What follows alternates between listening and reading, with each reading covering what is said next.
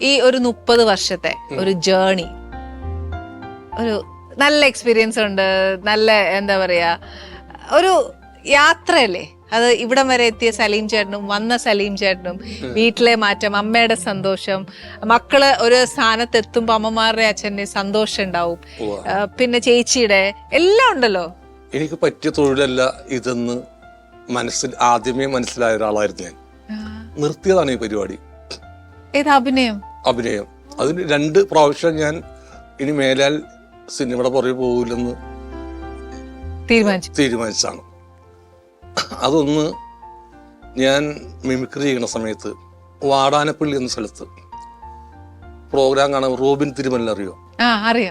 Robin Thirumala വന്ന് അപ്പൊ എൻ്റെ ഒരു സുഹൃത്ത് പറഞ്ഞ് ഇവൻ നല്ല ആർട്ടിസ്റ്റാണ്, ഇതിന് വേഷം കൊടുക്കാൻ പറഞ്ഞു. അപ്പൊ പുള്ളി പ്രോഗ്രാം കണ്ട സലീംകുമാറിനൊരു വേഷം തന്നെ ഞാൻ തരാം, പ്രിപ്പറേറ്ററാണല്ലോ പുള്ളി. ഒരു കാര്യം ചെയ്യും, ഇത്ര ദിവസം ഇന്ന തീയതി രാമൂര് ഹോട്ടലിൽ തൃപ്രയാറ് വരണം, നമുക്ക് ഉറപ്പായിട്ട് ഞാൻ ഡയറക്ടർ ഉണ്ടാവും അവിടെ, ഉറപ്പ് ഒരു വിധം മെച്ചപ്പെട്ടൊരു വേഷം ഞാൻ തന്നേക്കാന്ന് പറഞ്ഞു. സന്തോഷം എനിക്ക്. അങ്ങനെ അമ്മനോട് പറഞ്ഞു പുള്ളി, അമ്മ ഇങ്ങനെ ഒരാള് പറഞ്ഞെങ്കിൽ പോയിക്കോ ചെല്ല. അങ്ങനെ റൂമിൽ ചെന്നപ്പോൾ വേറെ ആളായിരിക്കണം. ഈ ആൾ എനിക്കറിയാം, എൻ്റെ സുഹൃത്താണ്. നീ എന്താന്ന് വെച്ചുകൂടാ. അപ്പൊ ഞാൻ പറഞ്ഞു റോബിൻ തിരുമലിനെ കാണാൻ വന്നതാണ്. അപ്പൊ എന്താന്ന് ചോദിച്ചു. പുള്ളി എനിക്കൊരു വേഷം തരാന്ന് പറഞ്ഞു. അതിൻ്റെ പേരിൽ വന്നേക്കാം. അപ്പൊ ഞാനാണ് ഇപ്പൊ എഴുതണത്. റോബിൻ പിണങ്ങിപ്പോയിരുന്നു ഡയറക്ടറായിട്ട്. അപ്പൊ നീയൊക്കെ ഇപ്പൊ സിനിമയിൽ അഭിനയിക്കാൻ നടക്കണന്ന് ചോദിച്ചു. പിന്നെ ആളെന്നെ തേജോധം ചേരായി.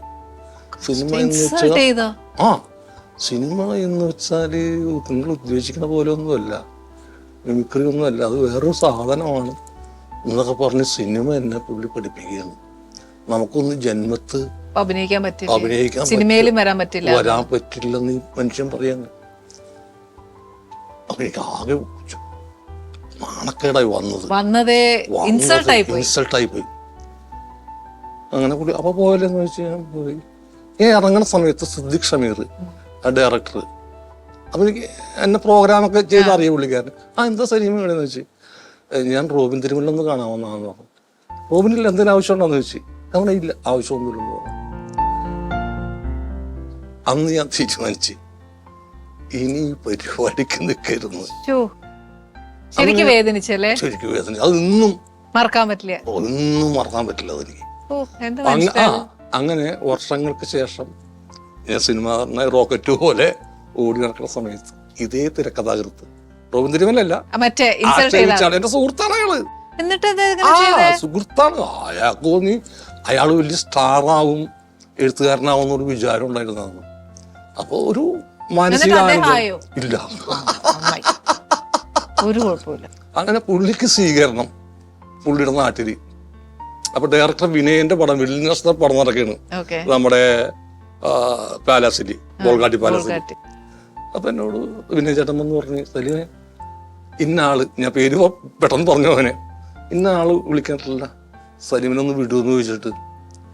അപ്പൊ പോകാൻ പറ്റുമെങ്കിൽ ഞാൻ പറ്റൂല എന്ന് പറഞ്ഞാൽ ഞാൻ എന്തെങ്കിലും ഇത് പറഞ്ഞു, അല്ല പോകാൻ പറ്റുമെങ്കിൽ പോയിക്കോ, പുള്ളിക്കറിയാം ആളെ. അപ്പൊ ഞാൻ പറഞ്ഞു പുള്ളിക്ക് കുഴപ്പമൊന്നുമില്ല, ഞാൻ പോവാ, സ്വീകരണമല്ലേ പോവാന്ന് പറഞ്ഞു.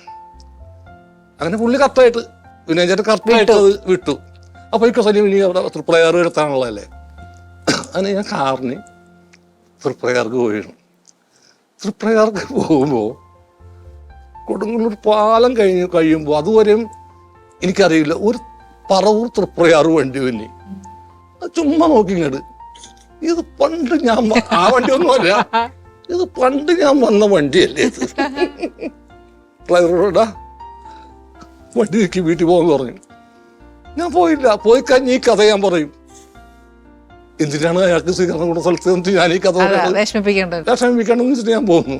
പക്ഷെ ഇദ്ദേഹം അങ്ങനെ ചെയ്തതാണ് ഞങ്ങൾക്ക് വിഷമമുണ്ടായി, എനിക്ക് വിഷമമുണ്ടായി, പ്രേക്ഷകർക്കും വിഷമമുണ്ടായി. അതെ, സത്യം.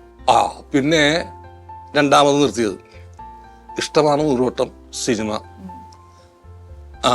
തിയേറ്ററിൽ റിലീസായി. അപ്പൊ എൻ്റെ പെങ്ങളുടെ മോനോട് ഞാൻ പറഞ്ഞു, ഞാൻ ഡബ് ചെയ്യാൻ പോയപ്പോ തന്നെ എനിക്ക് തോന്നി ഇയാള് രക്ഷപ്പെടില്ലെന്ന്. എൻ്റെ രൂപം കണ്ടപ്പോ ഇതിനൊക്കെ പറ്റിയൊരു രൂപമൊന്നും ചേട്ടൻ തന്നെ സ്വയം ജഡ്ജ് ചെയ്തു. സ്വയം ജഡ്ജ് ചെയ്തു. കാരണം മറ്റുള്ളവരൊക്കെ നിൽക്കുന്ന സമയത്ത് ഞാൻ നിൽക്കുന്ന നമുക്കറിയാലോ, നമുക്കൊരു എൻ്റെ അപകർഷതാബോധത്തിന്റെ പേരിലാണോ എന്താണെന്ന് എനിക്കറിയില്ല. അങ്ങനെ ഞാൻ എൻ്റെ പെങ്ങളുടെ മോനെ വിട്ട് സിനിമ കാണാൻ ഞാൻ പോയില്ല. അപ്പൊ പെങ്ങളുടെ മോൻ സിനിമ കണ്ടിട്ട് കാര്യങ്ങൾ കാണാൻ അത്ര വലിയ ലുക്കില്ല, ഒരു സുഖമില്ലെന്ന് പറഞ്ഞു. അപ്പൊ ഞാൻ വിചാരിച്ചു കറക്റ്റാ, ഞാനെടുത്ത അതേ തീരുമാനവും പറഞ്ഞോളൂ. എനിക്ക് മനസ്സിലാകാതെ. അപ്പൊ ഞാൻ വിചാരിച്ചു ഇതെന്റെ ലാസ്റ്റ് പടമാണെന്ന് ചോദിച്ചു. ഇത് കഴിഞ്ഞു, ഞാൻ ഒരു പടത്തിൽ അഭിനയിച്ചു, തീർന്നു. പക്ഷെ എന്നെ അവിടെ എടുത്താൽ സമ്മതിച്ചില്ല. പിന്നെ അനിൽ ബാബു വിളിച്ചു, ഞാൻ പോയില്ല ആ സിനിമക്ക്. മന്നാടിയാർ പെണ്ണ് ചെങ്കോട്ടച്ചക്കൻ. ഞാൻ പറഞ്ഞു ഞാൻ പോകണ്ട, സിനിമയിൽ എനിക്ക് ഞാനില്ല. എന്നെ നിർബന്ധിച്ച് ഡയറക്ടർ സാറൊക്കെ ഇല്ലേ, നിർബന്ധിച്ച് ട്രെയിനിൽ തള്ളി ഒറ്റപ്പാലത്ത് കൊണ്ട്. അപ്പൊ ആലോചിച്ച് നോക്കൂ, ഡെസ്റ്റിനി എന്താണെന്ന്. അതെ, അപ്പൊ ഈ എത്തേണ്ടവനെ എവിടെ എന്തൊക്കെ കാണിച്ചാലും എത്തും, അല്ലാത്തവന് ഒരിക്കലും എത്താനും പോണില്ല. എനിക്ക് അതാ നിങ്ങളോട് പറയാനുള്ളത്. നമ്മ ഒരു ചിത്രശലഭത്തിന് പിടിക്കാൻ വേണ്ടി അതിന്റെ പുറകെ നടന്ന് ചിലപ്പോൾ കിട്ടിയെന്ന് വരില്ല. നമ്മുടെ പണിയിൽ മുഴുകിയിരിക്കുകയാണെങ്കിൽ ചിത്രശലഭം ഇവിടെ വന്നിരിക്കും. അപ്പൊ പിടിക്കാം. ഏറ്റവും വലിയൊരു ഉപദേശം. അതെ, അതാണ് എനിക്ക് ഈ പിള്ളേരോട് പറയാനുള്ളത്. നമ്മ ചെയ്യുന്നൊരു പ്രവൃത്തി വിധിച്ചിട്ടുണ്ടോ, അത് വിധിയല്ല, നമ്മ ചെയ്യുന്ന പ്രവൃത്തി അതിലാണ് ശ്രദ്ധിക്കേണ്ടത്. അപ്പൊ നീ ആവേണ്ട സ്ഥലത്ത് നീ എത്തിയിരിക്കും. ഏറ്റവും വലിയ ഉപദേശം ചേട്ടാ, എനിക്ക് ഭയങ്കര ഇഷ്ടമായി. കാര്യം എന്താ ചേട്ടാ, അത് എത്ര സിമ്പിൾ ആയിട്ടാണ് പറഞ്ഞു തന്നെ. ഇത് വെച്ച് തന്നെ ഇപ്പത്തെ കുട്ടികൾക്ക് റിലേറ്റ് ചെയ്യാൻ പറ്റും.